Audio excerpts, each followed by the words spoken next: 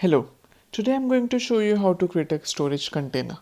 A container is a blob storage that helps us to store and access unstructured data, which includes text and multimedia content, example images, videos, audio, etc. The prerequisite is to create a storage account. I recommend you to watch our previous video on how to create a storage account. Now let's get started.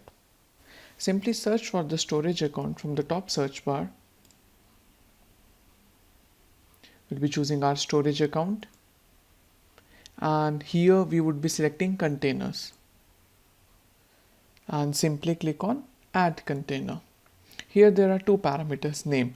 The naming convention allows only lowercase characters, number and hyphen, and it must be between 3 to 63 characters.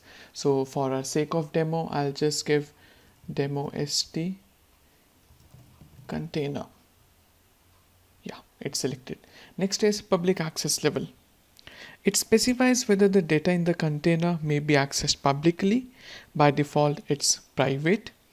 Use blob to allow public read access for blobs, and use containers to allow public read and list access to entire container. We'll go with default, which is private, and select create. As we can see, it is created successfully. Here we can upload any type of unstructured data, be it files, folders, images, audio, anything.